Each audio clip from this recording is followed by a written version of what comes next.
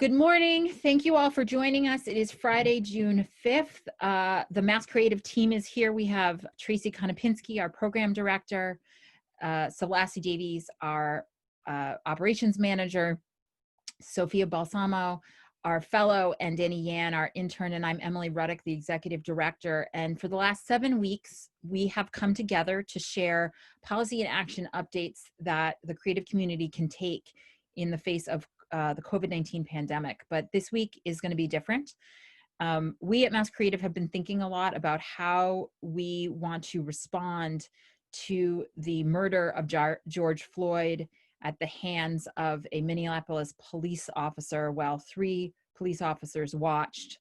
The video of his death reverberated around the world and incited, along with the deaths of others, including Breonna Taylor in Louisville, Kentucky, a moment of social justice protest that has moved around the world. It's made me think a lot about the role of the arts community and the cultural community and where we fit towards a more equitable and just world. And when I think about this mural that was painted by muralists at the site of George Floyd's death, I think about the best that art can be, which is about telling the stories and lifting up the voices of people who are left out of public discourse and out of our history books, showing us our humanity, and that helping us imagine a different kind of world. That's not to say that this doesn't mean that there is not structural inequities built into our sector, and that our sector does not have a long reckoning to go in terms of how we become a more just and inclusive space. And so that is the work that MASSCreative has been doing since its founding, about supporting and nurturing a more equitable and just creative sector in Massachusetts that everyone has access to. Today, we're going to talk about how we all can play a role in changing and moving towards social justice. I'm really proud of Tracy for finding this curriculum and taking the time to think about how we can apply it to the creative and cultural sector. And I'm really thankful for all of you for being here today so that we can learn and grow together and work together towards collective change. So Tracy, thank you.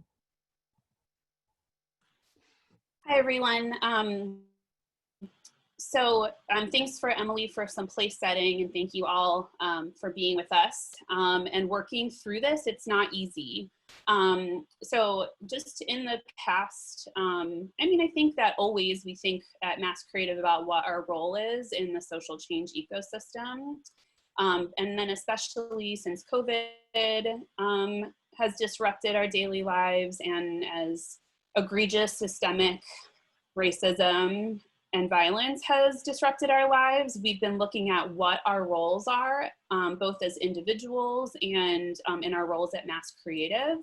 And so we wanted to share this resource with you. We shared it in our weekly policy and action review that we sent out on Monday, and want to use it for the context for the next 11 minutes that we'll spend together.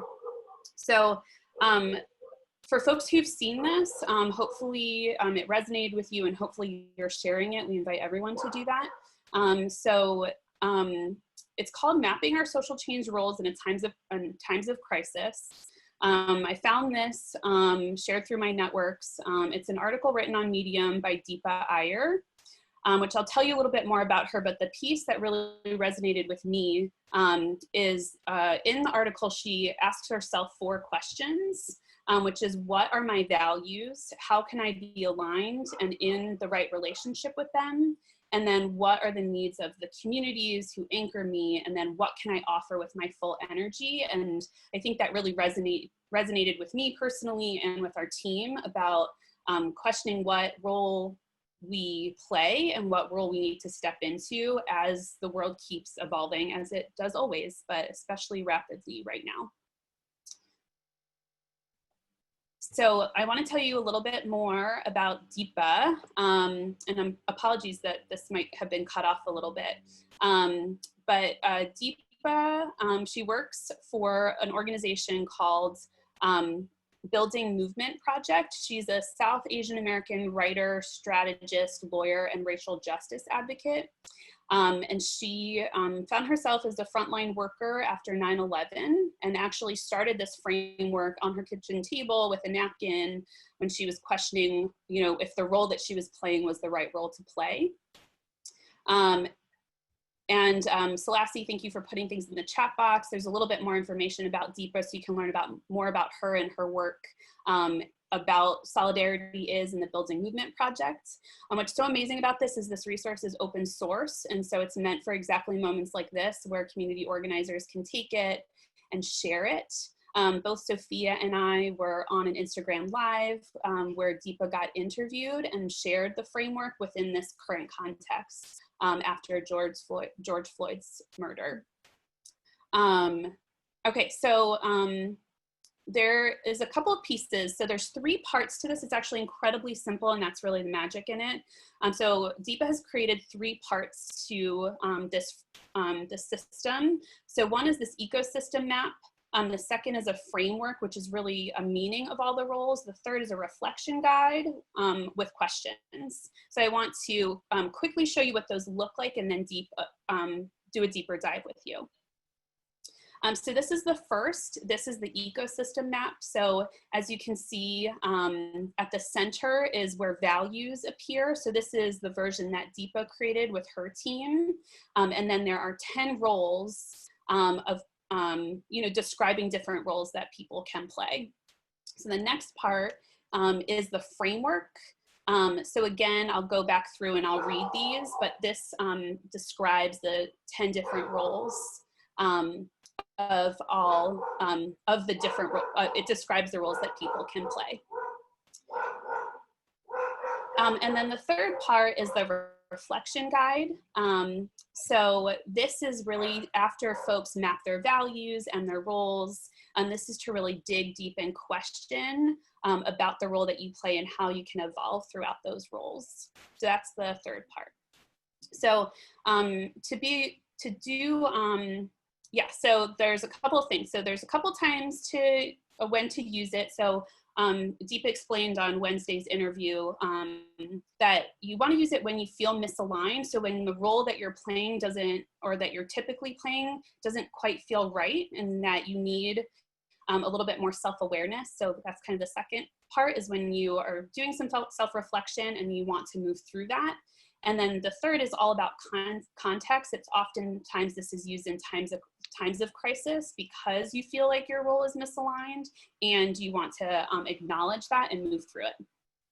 So there's 3 steps, really simple. So the first is map and align. So this is where you actually put your values in the center, you map what role you play.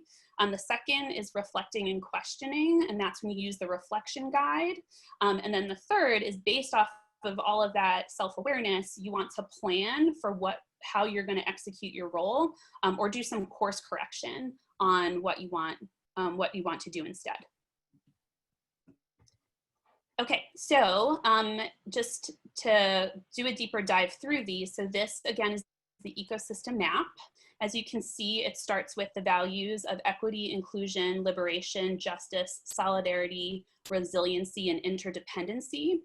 And then the roles, so I'm gonna read through the framework.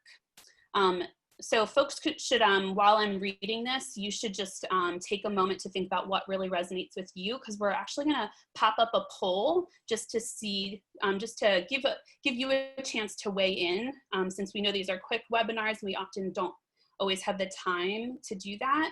So be thinking about what really resonates with you so you're ready to fill out that quick poll, if you feel comfortable, obviously.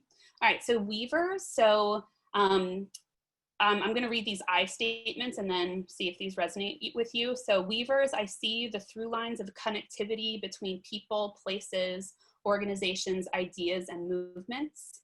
Experimenters, I innovate, pioneer, and invent. I take risks and course correct as needed.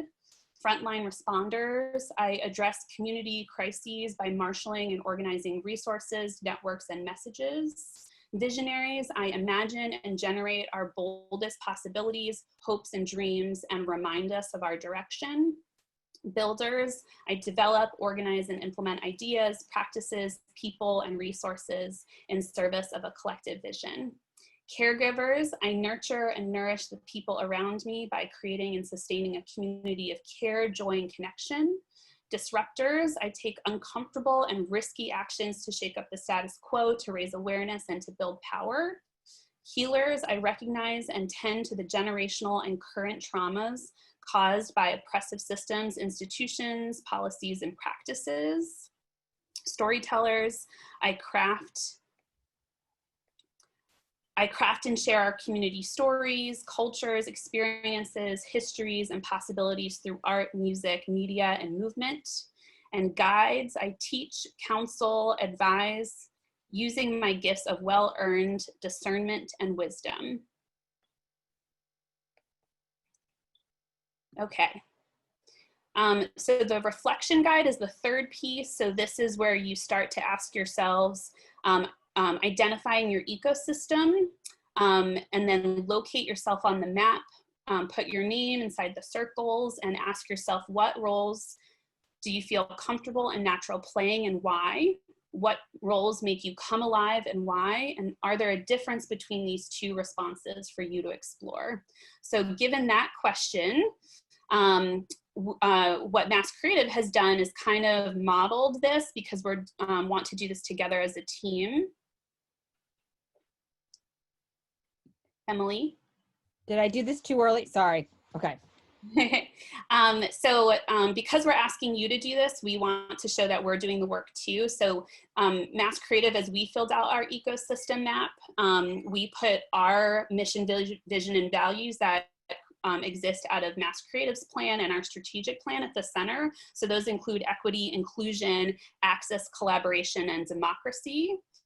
We're all different on the MASSCreative team, but together we play a lot of these roles, but we truly see MASSCreative's role to be a builder, to be a storyteller, and to be weavers of connection of how arts relates to other issues within the social justice ecosystem. So Emily's going to throw up the flash poll so that you have a chance to weigh in on what role you play.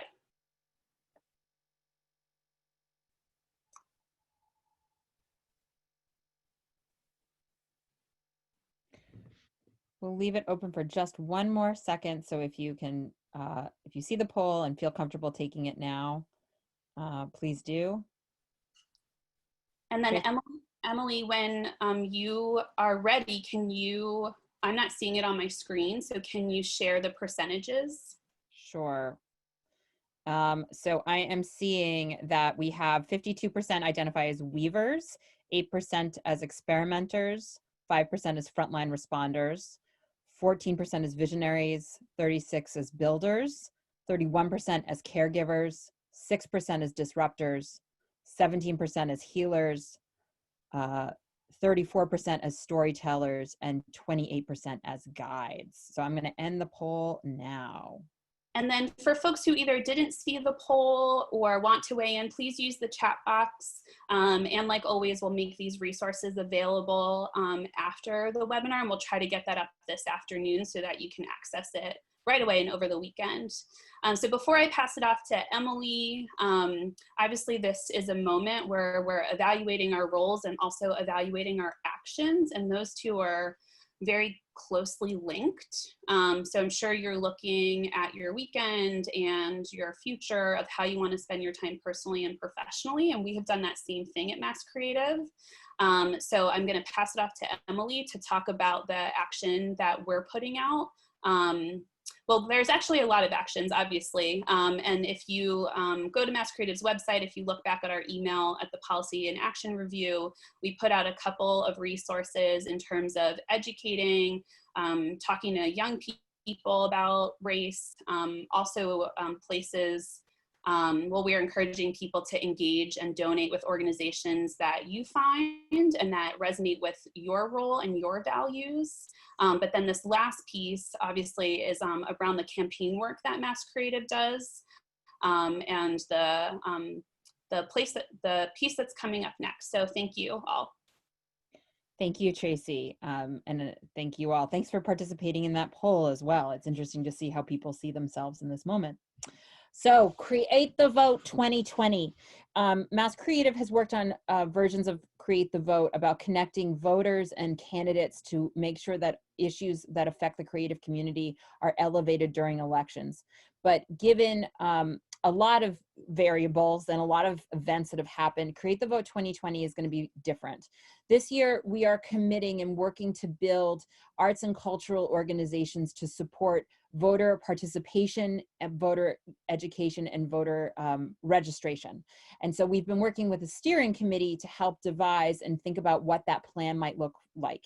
It's going to include toolkits that organizations and individuals can use to urge their audiences and communities to engage in elections. It's going to include encouraging participation in the census, which is incredibly important in this moment in time.